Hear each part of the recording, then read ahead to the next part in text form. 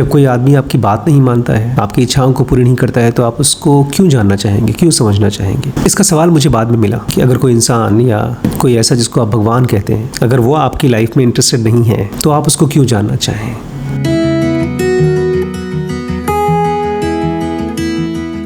नमस्कार दोस्तों, स्वागत है आपका डीप नॉलेज में। मृत्यु, मोक्ष, आत्मा, शरीर, एनलाइटमेंट, स्पिरिचुअलिटी, ये सारी की सारी बातें एकदम बकवास हैं अगर आप इनका कोई प्रैक्टिकल एप्लीकेशन अपनी लाइफ में नहीं देख पाते हैं। कई सालों से जब मैं मंदिरों में जाया करता था तो एक श्रद्धा के साथ जाता था बचपन में, और श्रद्धा एक डिज़ायर से निकल के आती थी कि मेरे सामने जो भगवान है वो सर्वशक्तिमान है, ऑब्वियसली वो मेरी इच्छाएं पूरी कर सकते हैं अगर मैं उनसे भीख मांगूं तो। कुछ फ़ायदा नहीं हुआ। जब कोई आदमी आपकी बात नहीं मानता है, आपकी इच्छाओं को पूरी नहीं करता है, तो आप उसको क्यों जानना चाहेंगे, क्यों समझना चाहेंगे? इसका सवाल मुझे बाद में मिला कि अगर कोई इंसान या कोई ऐसा जिसको आप भगवान कहते हैं, अगर वो आपकी लाइफ में इंटरेस्टेड नहीं है तो आप उसको क्यों जानना चाहें? क्या है मोक्ष? क्या मृत्यु के परे कोई दुनिया है? क्या इस जन्म और मृत्यु के चक्र से बाहर निकला जा सकता है? ये सारे ऐसे सवाल हैं जिनका आपकी लाइफ में रेलेवेंस तभी आएगा जब आप कुछ ऐसी चीज़ें जान सकें स्पिरिचुअलिटी में जो आपकी लाइफ को अभी और यहीं चेंज कर सके। अभी और यहीं थोड़ा बहुत आपकी हेल्थ में सुधार ला सके, आपके घर में पीस ला सके, या आपकी गरीबी में कुछ कमी हो सके, आप थोड़े वेल ऑफ हो सकें। अगर स्पिरिचुअलिटी ये सब नहीं करती है तो जो भी आप स्पिरिचुअलिटी के नाम पे ट्राई करते हैं पढ़ना, ध्यान करना, वो सब केवल ढोंग है, बच्चों का खेल है। क्योंकि हाउस ऑफ सोल में हम लोग पढ़ रहे हैं जनः तपः सत्यम, क्रिएशन के बारे में, जहाँ पर कोई मौत नहीं होती। लेकिन हमारी प्रॉब्लम तो अभी और यहीं है। स्पिरिचुअलिटी में सबसे बड़ी प्रॉब्लम जानते हैं क्या है? आपने ज़रूर बेसिक कोर्स में अगर ध्यान से समझा हो तो सबसे बड़ी प्रॉब्लम क्या है? एक आदमी अपनी लाइफ में, चाहे छोड़ दीजिए, आप आध्यात्मिक लाइफ में छोड़ दीजिए, अपनी नॉर्मल लाइफ में आगे क्यों नहीं बढ़ पाता? गेस करिए। 10 सेकंड पॉज करके सोचिए कि आपकी नॉर्मल लाइफ में प्रोग्रेस क्यों नहीं होता है? क्या वजह है? कौन सी सबसे बड़ी रुकावट है जिसकी वजह से आप आगे नहीं बढ़ पाते हैं? किसी काम को शुरू करते हैं, बाद में छोड़ देते हैं।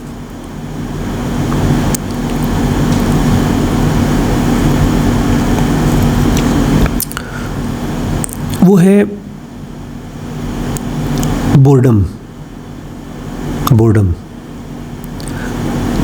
और बोर्डम ऐसा नहीं है कि घंटे आध घंटे की प्रॉब्लम है, ये पूरी लाइफ की प्रॉब्लम है। मैं जब आसपास लोगों को देखता हूँ तो खुद को जानना बड़ा आसान है। एक तरीके से आप खुद को पढ़िए, सेल्फ को एनालाइज करिए, तो सब कुछ समझ में आ जाता है। लेकिन टाइम ही नहीं है। कहाँ जाता है टाइम? टिकटॉक ने एक बहुत बड़ी खोज की है। इसके फाउंडर थे जुआन यिमिंग। उन्होंने बहुत बड़ी खोज की है। एक तरह से टिकटॉक की वजह से आज सारी इंडस्ट्रीज़ बदल गई हैं। पूरी वीडियो इंडस्ट्री बदल गई है। सब जगह पर शॉर्ट्स देखे जाते हैं। हमारे ब्रेन के बारे में पता चला है कि उसको बहुत छोटे छोटे पीसेस चाहिए होते हैं इंफॉर्मेशन के या एंटरटेनमेंट के, क्योंकि वो बहुत जल्दी बोर हो जाता है। हम बोर हो जाएं, लेकिन हम इस दुनिया से बोर नहीं होते। बस थोड़ा सा फ्लेवर चेंज कर दिया जाए। आप खीर खा रहे हैं, खीर पसंद नहीं आ रही, तो उसी चावल का आप डोसा बना लीजिए, तो मुंह का स्वाद बदल जाता है। तो इस दुनिया में इतनी वैरायटी है चीज़ों की कि हमारा ब्रेन उनको ट्राई करता रहता है, लेकिन बैकग्राउंड में वो बोर्ड है। बट इस दुनिया से बोर्ड नहीं है। और जब तक आप अपने बोर्डम को टैकल नहीं कर लेते, तब तक आप चाहे स्पिरिचुअल लाइफ में, चाहे अपनी मटेरियल लाइफ में आगे नहीं बढ़ सकते। तो हम लोग बात कर रहे थे हाउस ऑफ सोल की। अब ये सब्जेक्ट ही अपने आप में इतना वास्ट है और इतना थियोरेटिकल है कि कब तक पढ़ें। लेकिन जैसे मैंने आपसे कहा ना कि जब तक प्रैक्टिकल एप्लीकेशन नहीं आएगा तब तक कोई मज़ा नहीं आएगा। मेरी लाइफ में जब ज़ेनोगा आई तो चीज़ें सब मेरे कंट्रोल में आ गई। अगर मैं अपने मन के अंदर में कुछ कर सकता हूँ, अपने थॉट्स के साथ, अपने अंदर में चलने वाले इमोशंस के साथ, अगर उसका रिमोट कंट्रोल मुझे मिल जाए तो मैं कुछ भी कर सकता हूँ। और अगर मैं बाहर चीज़ों को बदलने की कोशिश करता हूँ तो कोई फ़ायदा नहीं है। लेकिन उस कॉन्टेक्स्ट में, अपने मन को रेगुलेट करने के कॉन्टेक्स्ट में आपको एक फ्रेमवर्क चाहिए होता है, क्योंकि ये स्पिरिचुअल लाइफ एक अवेयरनेस बढ़ाने की लाइफ है, अंदर में रोशनी बढ़ाने की। इसको कृष्णा जी चॉइसलेस अवेयरनेस कहा करते थे। बड़ी माइक्रोस्कोपिक अवेयरनेस होती है ये। ऐसा लगता है जैसे कि अपने ब्रेन के अंदर में एक एक थॉट के एक एक रेशे में घुस रहे हैं हम लोग। जैसे आप एक छोटे से बाल के टुकड़े को माइक्रोस्कोप के नीचे देखें तो बहुत मोटा, बहुत बड़ा दिखाई देता है, और उसके अंदर में भी झांक सकते हैं आप। कहते हैं पूरा ब्रह्मांड हमारे शरीर में है। इसलिए अगर हमने अपने शरीर को समझ लिया तो हम पूरे विश्व को, पूरे ब्रह्मांड को जीत सकते हैं, समझ सकते हैं। लेकिन शरीर को समझने के लिए हम अपने एक विचार को समझ लें, एक विचार को पूरी तरह से। नहीं, मैं विचार के कंटेंट की बात नहीं कर रहा हूँ, मैं विचार के स्ट्रक्चर की बात कर रहा हूँ। जैसे अभी मेरे मन में एक थॉट आया, चलिए एक फ़ोन या एक कार। जब मैंने फ़ोन कहा तो आपको एक फ़ोन दिमाग में उसकी आकृति आई होगी, या तो आपने आवाज़ सुना, हो सकता है किसी ब्रांड का नाम आपके दिमाग में आया हो। लेकिन वो थॉट किस चीज़ का बना है, वो काहे पे प्ले होता है जब हम कुछ सोचते हैं तो की स्क्रीन में इस चीज़ पे चलता है, और इस थॉट पे, हमारे विचारों पे किस चीज़ का असर है, कौन सी चीज़ है जो इन थॉट्स को बहने देती हैं, ड्रिफ्ट होने देती हैं, खोने देती हैं, या कौन सी चीज़ है जिसकी वजह से ये थॉट्स संयम में आ जाते हैं, रेगुलेशन में आ जाते हैं। क्योंकि स्पिरिचुअल लाइफ में आपके थॉट्स आपके दोस्त भी हो सकते हैं। जैसे एक रस्सी होती है, उससे कितने काम लेते हैं हम लोग। और या तो आपके थॉट्स आपके लिए एक बंधन भी हो सकते हैं। देखा है कैसे बहुत बार जानवर खेलते खेलते उलझ जाते हैं कहीं जाल में, रस्सियों में, निकल नहीं पाते। हम खुद अपने विचारों की जाल में फंसते जाते हैं। इसलिए थॉट्स का कंटेंट नहीं, थॉट्स का स्ट्रक्चर समझ में आना चाहिए। और इसके बाद ये समझ में आना चाहिए कि हम किस विचार की उंगली पकड़ के आगे चल सकते हैं। मतलब कौन से विचार को बिलीव करके कुछ टाइम के लिए हम एक्सपेरिमेंट कर सकते हैं। अगर आत्मन को समझना है तो उल्टी तरीके से समझना होगा। अगर परमात्मा को समझना है तो जीवात्मा को समझना होगा। लेकिन ये सारा का सारा खेल समझने का है, ज़बरदस्ती बिलीव करने का नहीं। इसमें लॉजिक का इस्तेमाल होता है, जैसे गणित में लॉजिक का इस्तेमाल होता है। ये बड़ा खूबसूरत आइडिया नहीं है। हम कहते हैं एक, किसी भी चीज़ के लिए एक कह सकते हैं। एक कुर्सी, एक आदमी, एक पंछी, एक घर। ये एक थॉट है, एक आइडिया है, एक कॉन्सेप्ट है। ऐसे ही जिसको भी आप परमात्मा कहते हैं या क्रिएशन कहते हैं, ये एक कॉन्सेप्ट है, एक आइडिया है। और उसके बाद उस कॉन्सेप्ट से, उस आइडिया से आप अपनी लाइफ को आसान करने की कोशिश करते हैं। बहुत सालों पहले जब मॉडर्न एज नहीं आया था, जब हवाई जहाज़ की डिस्कवरीज नहीं हुई थी, तो लोग समंदर में जाया करते थे। कुछ पक्का नहीं था कि वो वापस आएंगे, लेकिन बड़े हिम्मती लोग होते थे। बहुत से लोग तो वापस भी नहीं आ पाते थे। ऐसी ही कोई जर्नी है खुद को जानने की, मुक्ति को जानने की। यहाँ पर वो लोग जाते हैं जो लोग इस दुनिया से पूरी तरह से पक चुके हैं। यहाँ पर वो लोग भी जाते हैं जो इस दुनिया के लिए कहते हैं मैं समझना चाहता हूँ, अभी मुझे पूरी तरह से समझ में नहीं आई है ये दुनिया। जैसे बुद्ध थे, जो उनको दुख हुआ, शरीर की तकलीफ दिखाई दी, तो उन्होंने कहा मैं समझना चाहता हूँ क्या मृत्यु से कोई मुक्ति पॉसिबल है। उसके बाद वो निकल गए खोज में, ज्ञान की खोज में। उनको जो ज्ञान मिला वो यही था कि एक आत्मन है, एक ऐसी स्थिति है जिसमें कोई मौत नहीं होती। लेकिन उस स्थिति को पहुंचने के लिए, वहाँ तक जाने के लिए आपको अपनी लाइफ में अपने विचारों के साथ बहुत बारीकी से पेश आना होगा। एक एक विचार जो आपके मन में चलते हैं उसका असर होता है। इसमें डरने की बात नहीं है, इसको समझने की बात है। हम इंसान अब खाना पका कर खाते हैं, गर्म करके खाते हैं। बहुत सी बीमारियां अब इंसानों को नहीं होती। इंसानी प्रजाति पूरी धरती पर फैल चुकी है, सबसे ज़्यादा लोग इंसान हैं। और इंसान के बाद भी जो सबसे ज़्यादा जानवर जो इस दुनिया में है वो कुत्ता है, या भेड़ बकरी या गाय है, क्योंकि ये इंसानों की बड़ी काम की चीज़ है। तो इंसानों ने अपनी भी हॉस्पिटल, अपना हाइजीन और अपने जानवरों का, जो पालतू जानवर हैं, उनके भी इंतज़ाम किए हैं। ये सारी की सारी चीज़ें थॉट्स को समझ के हुआ है। थॉट्स में एक्सपेरिमेंट किए गए हैं। उसी में से एक थॉट हमने आपसे शेयर किया कि ये दुनिया जिसको हम धरती कहते हैं, इसमें हम सूरज, चांद, सितारे देखते हैं, इसके पीछे फोर्सेस हैं। लेकिन ये सारी की सारी फोर्सेस आती हैं, रहती हैं और जाती हैं।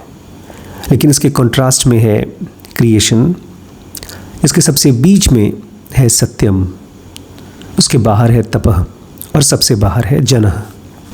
और हम जनः की बात कर रहे थे लास्ट वीडियो में कि किस तरह से जनः में पहली बार परानाद की शुरुआत होती है। एक ऐसी आवाज़ जिससे एक विस्फोट होता है।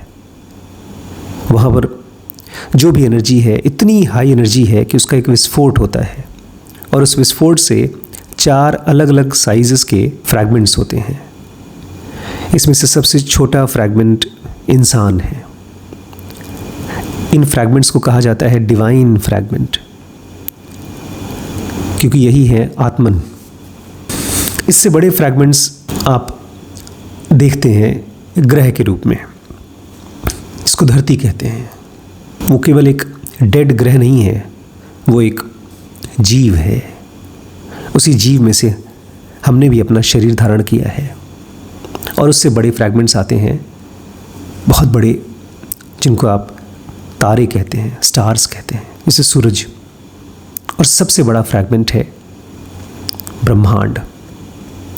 ये चारों फ्रैगमेंट्स जब क्रिएशन में होते हैं तो ये बहुत असीम ताकत के होते हैं। लेकिन जब यहाँ पर एग्जिस्टेंस में आते हैं तो उनकी आउटर कवरिंग की वजह से वो लिमिटेड हो जाते हैं। जी हाँ, जैसे आप लिमिटेड हैं शरीर की वजह से, आप बीमार होते हैं, आप परेशान होते हैं, ऐसे ही धरती, सूरज और ये ब्रह्मांड भी होता है। लेकिन जब ये सब क्रिएशन में होते हैं, मतलब आप या तो आपकी धरती, जब ये क्रिएशन में होते हैं तो ये एक दूसरे से बहुत आसानी से कम्युनिकेट कर पाते हैं, बातचीत कर पाते हैं, शब्दों में नहीं, डायरेक्ट। इसके अलावा इन फ्रैगमेंट्स में एक और बहुत कमाल की चीज़ होती है, इंस्टेंटेनियस मूवमेंट। ये सेल्फ प्रोपेलिंग होते हैं इनफाइनाइट स्पीड से। ये कहीं भी जा सकते हैं इनफाइनाइट स्पीड से। और जैसे मैंने आपसे पहले कहा था, ये मर्ज और रीमर्ज कर सकते हैं एक दूसरे के अंदर। और इसीलिए वहाँ पर कोई सेपरेटेडनेस, अलगाव का या द्वैत का अनुभव नहीं होता। जैसे अगर आप अपने घर में अपने बिस्तर के साथ जाके मर्ज हो जाएं, तो आप और आपका बिस्तर अलग नहीं महसूस होगा। जैसे आज आपके शरीर में जितने भी अलग अलग ऑर्गन्स हैं, आपकी जीभ है, वो आप बाहर निकालते हैं, आप कहते हैं जीभ, लेकिन वो है आप, वो आप ही हैं। आप जीभ बाहर निकाल के फिर अंदर भी डाल सकते हैं, अपनी आंखें खोल के बंद कर सकते हैं, अपने हाथ फैला करके वापस सिकोड़ सकते हैं, लेकिन जो भी हो ये है आप। तो इसी तरह से सारे डिवाइन फ्रैगमेंट्स अलग अलग साइज़ के होने के बावजूद भी वहाँ पर कोई सेपरेटेडनेस या मल्टीप्लिसिटी नहीं होती। इसलिए वहाँ पर कोई आइसोलेशन नहीं होता, कोई अलगाव, अकेलापन नहीं होता। लेकिन यहाँ है इस फिज़िकल वर्ल्ड में है। यहाँ तो परिवार के साथ रहते हुए भी आदमी अकेला होता है। ऐसे घरों में जहाँ बच्चे और माँ बाप एक दूसरे से बहुत प्यार करते हैं, फिर भी एक दूसरे से मिल नहीं पाते। दूर दूर रहते हैं तब भी नहीं मिल पाते, नज़दीक रहते हैं तब भी नहीं मिल पाते, अपनी बातें एक दूसरे से कह नहीं पाते। ऐसा लगता है कोई अंदर में एक अजीबोगरीब टाइप की बीमारी है। इसी बीमारी को कृष्ण ने गीता में डिज़ायर कहा। ये वो चीज़ है जो हमको एक इंसान से दूसरे इंसान को अलग करती है। जब दो लोगों की इच्छाएं अलग अलग होती हैं तो दो लोग अपने आप को एक दूसरे से सेपरेट महसूस करते हैं। तो ये सब इस शरीर की वजह से है। लेकिन जब हम आत्मन के रूप में रहेंगे, कभी न कभी तो रहेंगे, अभी भी आपके अंदर में जो आत्मन है उसके अंदर में वो सारी क्वालिटीज़ हैं। कौन सी qualities? Instantaneous motion, no sense of space and time. जी हाँ, आत्मन में कोई स्पेस और टाइम का सेंस नहीं होता, क्योंकि स्पेस और टाइम के लिए माइंड चाहिए और मेजरमेंट चाहिए। जैसे आप रोड नापते हैं कि यहाँ से लेकर के बम्बई तक का रास्ता कितना है, ये मेजरमेंट होता है। और ऐसे ही हम अपने आप को भी मेजर करते हैं, 1 दिन, 2 दिन, 10 साल, 20 साल, उम्र कहते हैं 50 साल। ये सारी की सारी मेजरमेंट इसलिए आती है क्योंकि हमारे पास माइंड है। वो माइंड जो चीज़ों को देखता है, कैलकुलेट करता है, स्टोर करता है, बेसिकली मेमोरी का मशीन है। लेकिन जहाँ पर मेमोरी की ज़रूरत ही नहीं पड़ती, वहाँ पर कोई कैलकुलेशन नहीं होता और वहाँ पर कोई सेंस ऑफ स्पेस और टाइम नहीं होता। ये तो माइंड आने की वजह से और बॉडी आने की वजह से हमारी मूवमेंट बहुत स्लो हो जाती है। हम एक दिन बाद क्या होने वाला है देख नहीं पाते हैं, क्योंकि जीते समय हम जी नहीं पाते। हम 2400 घंटे रजिस्ट्रेशन करते हैं, घटनाओं को रिकॉर्ड करते रहते हैं। जो आप आज करते हैं अपने मोबाइल फ़ोन से, सेल्फी लेते हैं, आप कैमरे से वीडियो रिकॉर्ड करते हैं, वो आपका माइंड 24 घंटे कर रहा है। इसीलिए आपका माइंड स्लो है, क्योंकि जो रिकॉर्ड करेगा उसको बार बार रिप्ले करेगा। उसके बाद वो कहेगा नहीं नहीं, ये चीज़ गड़बड़ है, मेरी लाइफ 3 साल पहले ऐसी थी, ऐसी नहीं होनी चाहिए। जो कुछ भी हमारी लाइफ में चलता है हम उसको रिकॉर्ड करते हैं और उसको रिप्ले करते रहते हैं, उसको एडिट करने की कोशिश करते रहते हैं। लेकिन हम भूल जाते हैं ये सब इसलिए है क्योंकि हमारा माइंड और हमारी बॉडी है, इनसे भी ज़्यादा, कहीं ज़्यादा सोफिस्टिकेटेड हमारे पास डिवाइन फ्रैगमेंट है, इसी मोमेंट पर है। लेकिन उसको जानने के लिए आपको चाहिए चॉइसलेस अवेयरनेस। और बड़ी कमाल की चीज़ है, ये चॉइसलेस अवेयरनेस भी आपको मिलेगा कैसे? इसी माइंड की मदद से। जी हाँ, जैसे आप अपने पैरों पे मदद से चल के आप घर से बाहर निकलते हैं, लेकिन उसी पैरों से आप वापस भी आते हैं, ठीक वैसे ही यही माइंड आपको हेल्प करता है टाइम और स्पेस में फंसने के लिए। और यही माइंड आपको फ्री करेगा टाइम और स्पेस की बाउंडेशन से। लेकिन धीरे धीरे चलते हैं, एक स्टेप एट अ टाइम। सबसे पहले अपनी बोर्डम की प्रॉब्लम को सॉल्व करिए। अकेला बैठना, शांत बैठना। अगर इन वीडियोस को सुन रहे हैं तो ध्यान से सुन पाना, नोट्स बना पाना। अगर स्पिरिचुअल लाइफ में तेज़ चलना है तो लाइफ में धीरे धीरे एक एक कदम चलना सीखना पड़ेगा। स्पिरिचुअल रास्ते पे चलने के लिए मैं आपको सलाह देता हूँ कि कोई ना कोई एक कोर्स पकड़िए, ज़ेनो का बेसिक या एडवांस कोर्स पकड़िए। ये घर बैठे कर सकते हैं आप। इसके अलावा बिज़नेस के लिए, पैसे के लिए, फाइनेंशियल फ्रीडम के लिए WBX और भी ढेर सारे हमने छोटे छोटे short series, long series start किए हैं आपके लिए। अभी इसमें और बहुत सी सीरीज़ आने वाली है, बहुत सी। तो डीप नॉलेज ऐप पर जाकर उसको ट्राई कर सकते हैं। और इसकी चिंता मत करिए कि आप कितना अफोर्ड कर सकते हैं। आपकी जो बजट है उसके हिसाब से स्टार्ट करिए। और हम सबको मिल करके ज़ेनो विले बनवाना है। ठीक है, तभी इस धरती में हम लोग एक ऐसी दुनिया बना पाएंगे जो पूरी दुनिया को रोशनी प्रदान कर सके। ये साथ में करेंगे, क्योंकि मुझे लगता है आप और हम एक हैं, कनेक्टेड हैं। आज इतना ही दोस्तों, बाकी कल। Thank you.